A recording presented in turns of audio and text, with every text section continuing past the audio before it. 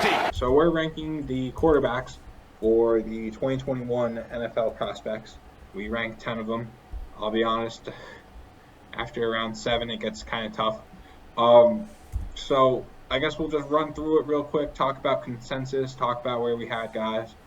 Obviously, at number 1, we all had Trevor Lawrence. There's no contention there. We've talked about before. Number 2, I have Justin Fields. Jake and Frank have Zach Wilson. I guess, do you guys want me to talk about why I'm lower on Zach Wilson, higher on Justin Fields? How do you think we should take this? Let's hear why you're high on. Let's hear why you're high on Fields, because I think me and Frank both don't even have him at 3. We have him at 4. Really? Oh, that's interesting, actually. Oh, you have 2 different players at 3 too.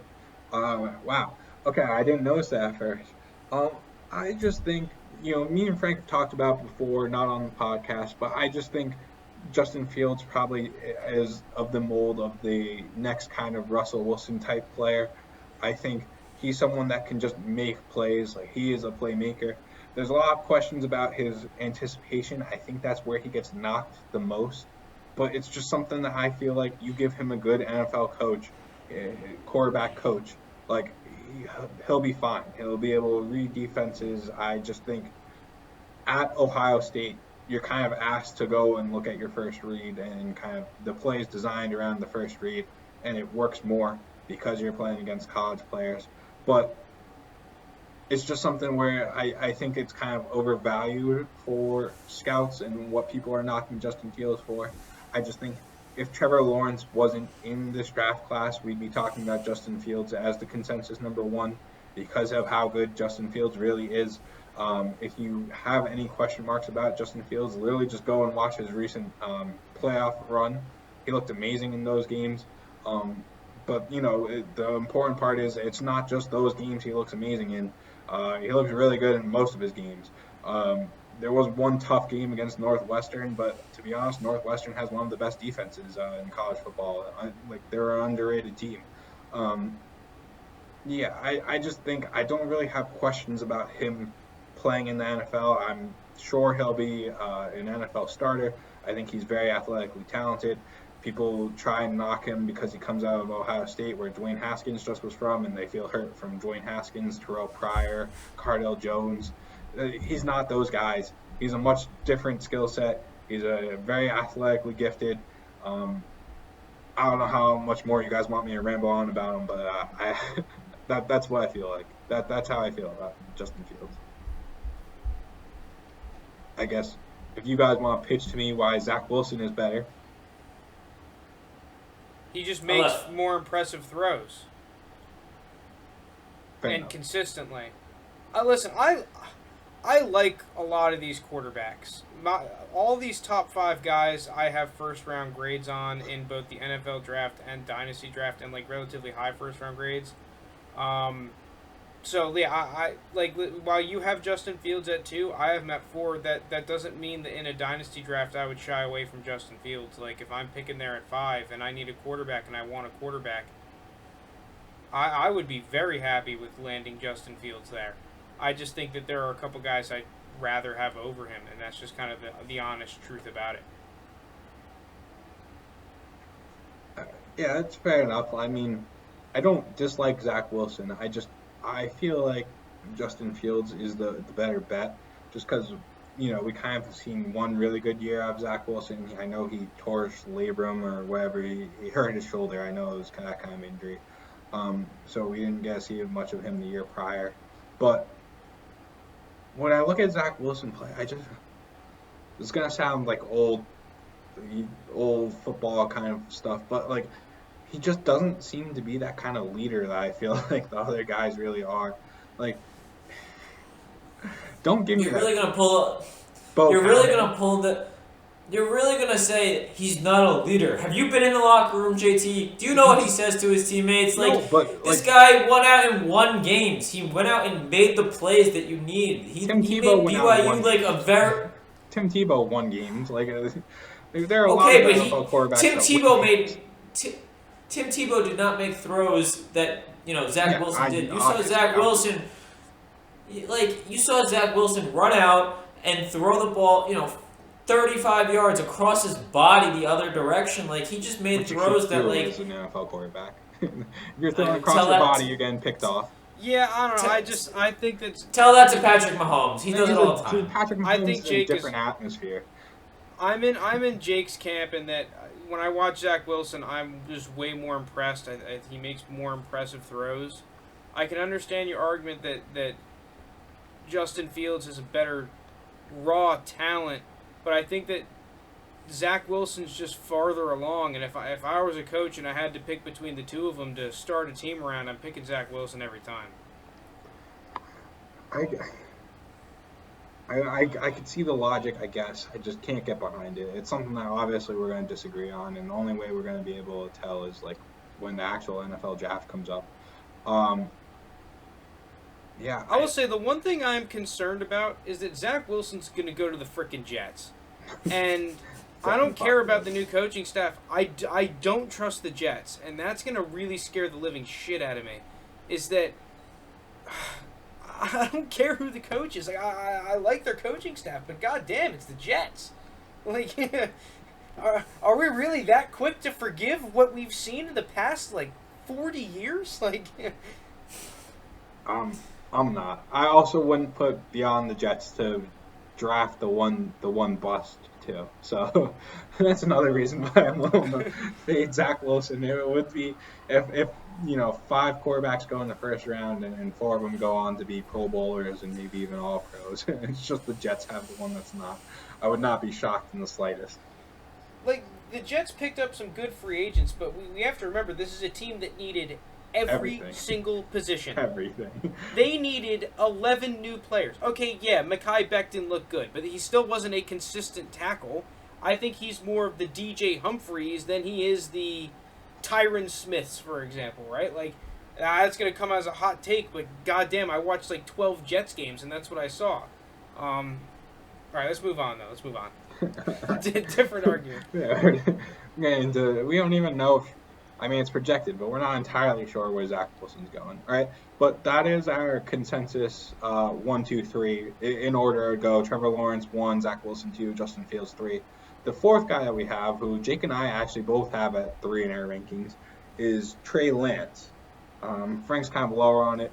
I feel like we've talked about it before, but Frank, if you want to just touch on it real quick, why are you lower on Trey Lance than Jake? So, everyone seems to use the excuse of Josh Allen for Trey Lance, in that this is the narrative, right? That, okay, Trey Lance is an inaccurate quarterback, Josh Allen was an inaccurate quarterback, accuracy can be fixed, Trey Lance, big arm, good running, he's good. And I really disagree with that, mainly because I really like Josh Allen coming out, and I'm not high on Trey Lance. I think that Trey Lance, it's just too inconsistent for me, and the fact that he didn't play this year, it's like, how am I really supposed to believe in him with a high first-round pick with so many question marks, That's the main thing with Trey Lance. I haven't seen it with consistency. I think mentally he's pretty good. He has the arm talent and the raw talent, but I'm not going to bet on a guy that I haven't seen it consistently on film like I did with Josh Allen. I think he has more accuracy issues, way more accuracy issues than Josh Allen did, and Justin Herbert, these guys that are known as accuracy issue guys. I think that his running ability isn't at the level of Justin Fields like other people think it is, and that he wasn't really asked to throw the ball a whole ton at North Dakota State. So I think with all those factors, I'd rather have these other guys over him, and I'm not going to take him with a high first-round pick. All right, so let me kind of group Trey Lance in with our next guy, right? We have Trey Lance at, one of our next guys. Trey Lance at 4. We're going to skip over Mac Jones at 5 real quick and talk about Kellen Mond at 6. Frank, when you're talking about accuracy stuff with Trey Lance, does that not concern you with Kellen Mond? You have Kellen Mond at 3. Trey Lance, in his one real mean season that we're basing it off, had a 67% completion, while Kellen Mond never hit that. I get that Trey Lance is playing against different competition. Kellen Mond's facing, for the most part, SEC schools. Trey Lance is not, obviously. But staying under 66% his entire career. Are you concerned at all about Kellen Mond's completion percentage? Well, one thing I will say, and I don't have the stats to back it up, but it's what I saw, is that Kellen Mond's receivers definitely dropped a whole lot more passes than Trey Lance's receivers. I think the other thing is that Kellen Mond on more difficult throws was way more consistently accurate than Trey Lance was on difficult throws.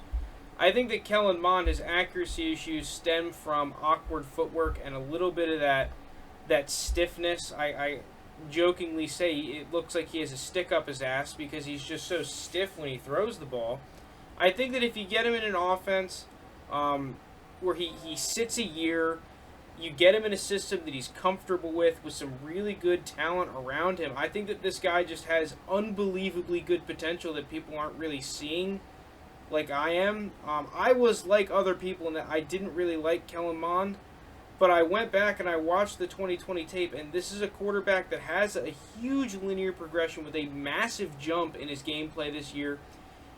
Him and Trevor Lawrence make more impressive throws than any other quarterback in the class, and I'm not really even sure it's close. Maybe you can group Zach Wilson in there, but Kellen Mond was basically asked to carry Texas A&M this season, and for a large part he did. I think that, you look at all the factors considered, the arm talent, the fact that he can run, the situation he was put in, how much he got better. I kind of see it. He is like the total package of a quarterback. Yeah, he is a little bit inconsistent, but I think that his inconsistencies are easily coached out compared to Trey Lance. I don't think Trey Lance is as raw as people think. That North Dakota State coaching staff is really good with quarterbacks, and they get these guys really far along the process. So I just don't think that Trey Lance has that incredibly high ceiling that a lot of other people think that he does. Whereas with Kellen Mond, I think that we've just seen the beginning of Kellen Mond's potential ceiling, and that his ceiling is really only rivaled by like Trevor Lawrence and Zach Wilson and Justin Fields, these top guys. So the only other point that I'll stick on, and then we can move, is I'm not willing to guarantee it, but I'm pretty sure Trey Lance will be a day one pick. Probably even top 15 pick.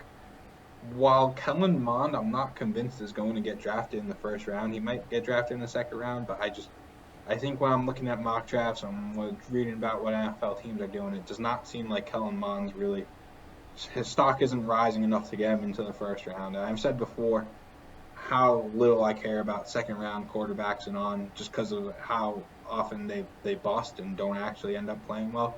While if you're a top 15 NFL quarterback, you are actually going to, you have a much better chance of actually hitting. So draft capital is going to be a big decider on how I feel about Kellen Mond. If he's a day one pick, he's rising up my boards a lot. But if he's not drafted in the first round, I'm not drafting him. Someone else is going to pick him up before I feel comfortable taking him. One thing I will say really quickly about Kellen Mond and Justin Fields, like even though I have Kellen Mond above Justin Fields, it is razor thin. I think that, like JT said, the draft capital and landing spot can definitely change that. And the other thing too is that if you're like me, maybe if you're as ridiculously crazy as me, and you want to pick Kellen Mond, and maybe all of your league mates don't know that, like mine do. I would try to play it a little bit smart, and I wouldn't be sitting there at 103 and say, fuck it, I'm taking Kellen Mond. Like, I could either trade down, I could just pick Justin Fields, and then trade up into the second round probably and pick up Kellen Mond. So I'm not saying that you should be all batshit crazy and incredibly reach on Kellen Mond. I would take him higher than consensus, but I don't think you need to go batshit crazy. If you need quarterbacks, I just think he's right now the best value get in a long time. Yeah, so when we're talking about that, I don't know the narrative of where Kellen Mond's going to get picked and what he's expected to do, but I have to assume that team's not going to bring him in expecting him to be the day one starter like we were talking about. And so with that regard, he's probably lower on people's radar because they don't, they figure they're going to have to wait with him, and then he's going to have to be either on their taxi squad or like at the end of their bench. And when we talk about players like that, a good example is Jordan Love. He was the fourth quarterback taken off the board. And you could get him in the second round pretty easily in rookie drafts. So I feel like Kellen Mond, while Frank's much higher on him than most other people, like I feel like, even mid-second round, I think in most leagues, you'd still be able to get him. He, we use the Reddit kind of the consensus thing, and he's just starting to creep up into the third round. I'm sure that's going to change when he actually gets drafted to an NFL team in what's probably a second day. So then I assume he's going to be around a second round pick in rookie Superflex drafts. And so if he's your guy there, that's fine. Second round, mid-second round pick, you don't have any problem with me drafting him around there. I just won't be the one to do it. We all have Mac Jones at 5. Yeah, he's so Kellen Mond was technically our 6th quarterback if we want to go in order. We had after Justin Fields at 3, we had Trey Lance at 4, Mac Jones at 5, Kellen Mond at 6. I just kind of wanted to skip over Jones for a second to kind of debate between Trey Lance and Kellen Mond. We all think Mac Jones is the 5th best quarterback. I think a lot of NFL scouts kind of agree with how they have the quarterbacks getting ranked. They have potentially 4 quarterbacks going off the board in the first 10 picks, which would be kind of surprising, but at the same time, not that surprising considering how many quarterbacks are aging and how many teams need a starting quarterback. A lot of people have Mac Jones around the middle of the first round, so I don't know. We're all kind of in agreement on Mac Jones. I don't know what direction you guys want to take it. Oh, it's something you like about him? Yeah, let me ask you this. Which running backs would you take, if any, over Mac Jones? Probably Javonte Williams and Etienne. But I don't think I'd take Najee Harris over Mac Jones. Probably yeah, I would definitely take Javonte Williams over Mac Jones. Man, Etienne and Najee Harris, for me, it's really I think I would take both over Mac Jones here. That's a tough one. It's going to depend on the landing spot. Listen, do you think Mac Jones is going to have to sit a year? Do you think he's going to come in and just be expected to start? Is he going to, a team that's, middle of the road and he could really help him take the next step? Is he going to a team that's completely, and there's just a lot of ifs, ands, and buts about, Mac Jones here, and I don't know. I just think the Travis Etienne and Najee Harris, as well as obviously Javonte Williams, who we all have as our number 1 running back in this class, I would take all those 3 guys and probably at least the top 3 wide receivers as well. I mean, I think Mac Jones is probably going to fall to, pick 10, 110 maybe if I think he's going to be around 11 or 12 because I think you also have to put Kyle Pitts in there that's probably locked to go before him. Yep, so I think you're looking at, Mac Jones around pick 11 or 12 of, your rookie draft, and I think it's a good spot to take, it's a really good value pick there. Yeah, no, exactly. It's a really good value pick. Mac Jones is a guy that, I mean, we saw what Herbert was able to do coming and being, pretty much ADP around that 111 to 202 range in there, and I think Mac Jones is going to be right in there, a nice prime sweet spot for a contending team to pick up another quarterback, if we're going to be honest here. I think that's where I draw it. Real quick, JT, I feel like if I'm a contender, I'm way more heavily interested in the running backs because if I'm a contender, I want as many good running backs as possible. I agree with you, Frank. And the contending teams always want the more running backs just because their window is going to close if their running backs die out. But we just said it. We'd all take Javonte, we'd all take Travis Etienne, and we'd probably all take Najee over Mac Jones. So if at that point you're looking at running back 4, and I think it's probably time to take Mac Jones, and I think, if you have, an aging quarterback, if you're a contending team, if you have an Aaron Rodgers, or if you had Drew Brees, if you have Tom Brady, it's time to replace that guy, and Mac Jones is going to fall right in your lap. I think it's a good scenario for a contending team. Yeah, and you convinced me on that, Jake, because I'm lower on Najee Harris than most. But when I think about it, right, do I think Mac Jones is really going to be more valuable than Najee Harris? And I'm talking like we kind of assume Najee Harris will be the day one starter. While that's definitely a question mark with Mac Jones, and I'm probably lower on Mac Jones than you guys are. I think he'll be an okay NFL starter. I don't see anything great. He's pretty good with his accuracy and stuff, and his decision making is not bad. But when we're talking about like talent and whatnot, he's definitely not at par with the 4 guys I have ranked above him. So, I feel like he will be around like what Tua currently is valued at. I think that's what Mac Jones will probably be around value wise. Sorry, let me clarify that for you, Jake. So Tua's taking a dip right now, right? Obviously Tua's value has crashed. I think at Mac Jones's peak is what he's going to be with Tua. So if we have like kind of a graph here, like here's Tua's kind of trajectory, and then here's Mac Jones's kind of trajectory, where I'd much rather have Tua than Mac Jones, but I think at Mac Jones's peak, he'll be valued around what Tua's valued around right now. Does that make sense? I'd much rather have Mac Jones than Tua, I think. I still really like. I don't really like Tua, but I still like Tua much more as the prospect. Although let Tua have a full year, not recovering from a major surgery in an NFL weight program and an NFL conditioning program. Get on the same page with his wide receivers. You're acting like Alabama isn't. Yeah, that's true. Alabama's NFL light. The one thing is the wide receivers for Alabama all said that they'd rather have Mac Jones as their quarterback, which it's kind of just more. Well, they asked the guy. Okay, they asked the guys that were there. Yeah. They asked Devontae Smith and Jalen Waddle who were there. What are you gonna diss the guy? No, you just played your.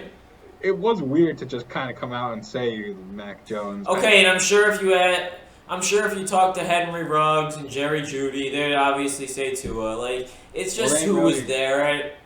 Okay, but like they were Tua's number 1 and 2 receivers. So then you go and you ask Mac Jones 1 and 2 receivers. Obviously, they're going to say Mac Jones while Tua was there. Those guys were 3 and 4 on the depth chart. So like, I don't buy too much into that. They're not going to diss the guy that just. They're not going to, like, Devontae Smith's not going to diss the guy that just gave him the Heisman on a silver platter. Like, without Mac Jones, he doesn't win the Heisman, so. Yeah, I don't disagree. I think Tua's kind of at his bottom right now. I don't think Tua will increase, like, an insane amount of value. I think he kind of is what he is. I just don't see that kind of same, gifts from Mac Jones. I think at his I think it's tough for me to compare. Like, as peak, he might be like Jared Goff. Like, I'm not high on the guy, but he's my 5th quarterback off the board.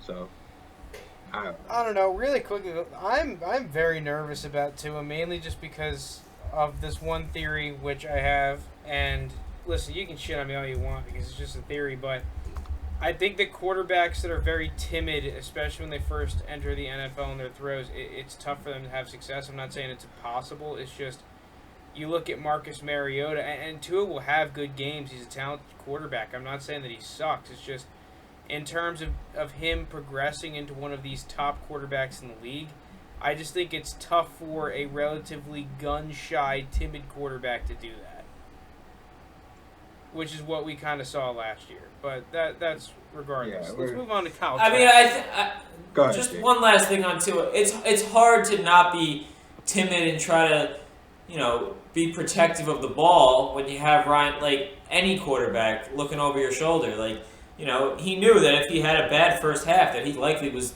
getting benched for, Ryan Fitzpatrick. And I think I understand it because, he didn't start the year as the starter, and then he replaced Ryan Fitzpatrick, and then he was coming off an injury. So, it was a whole weird, and it was a COVID year. It was a whole weird scenario for Tua in his rookie year. But overall, I mean, I think not having Ryan Fitzpatrick, directly behind him, always the presence of will he come in the game, I think it'll help his confidence and help a little bit of what Frank's talking about. Because I agree, if he's going to play timid, it's just not going to work.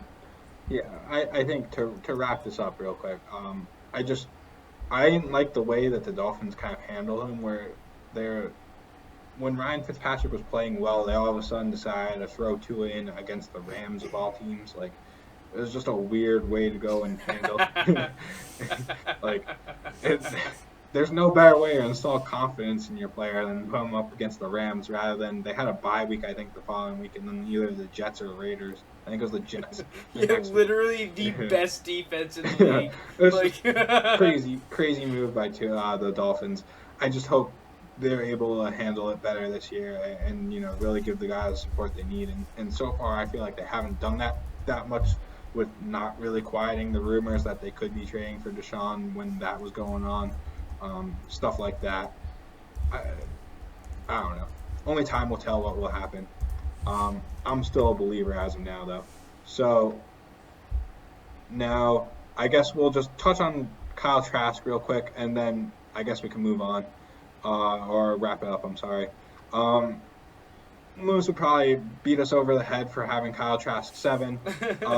Guys, like Florida's just like really good. So like, I buy any guy that went to Florida. I don't care what position he plays. Exactly. We'll save Kyle Trask for when Lunas gets here.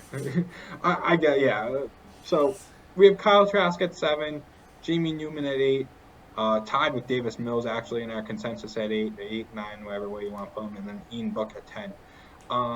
Just from my perspective, I just don't think anyone other than Kyle Trask really could be an NFL starter. It was really hard for me to put 8, 9, 10 here. Frank's done more research into the quarterbacks than I have. I don't know. It's just, if I'm in a rookie draft and these guys are on the board, it's whatever. Like, I might pick them up in the 4th round. But otherwise, yeah, I think Davis Mills is the only other guy from Trask and obviously the top 6 that I think has a legit shot of being a relatively capable quarterback. I comped him to Andy Dalton. Davis Mills, he's a highly rated recruit. I'm pretty sure he's a guy that gets rid of the ball quickly but struggles to stretch the field. Jamie Newman, I think, is a jag. Ian Book, I think, is kind of like could be a good backup. I liked what I saw at the Senior Bowl, but I think you guys are right in that. And historically speaking, even if you hit one of these bottom-of-the-barrel quarterbacks, unless you're getting a Tom Brady, it's pretty freaking rough. I'm pretty sure even undrafted quarterbacks have a higher chance than late-round quarterbacks at being relevant. Yeah, I believe it. Again, anyone after the 1st round I'm kind of out on, and these guys are like 4th round, 5th round, 6th round, 7th round. Well after the 1st round. so it's like, it is what it is. If you're a believer in these guys, you could probably get them off waivers during your actual NFL, during the actual NFL season. So, whatever. If you want to stick one on your taxi, go ahead.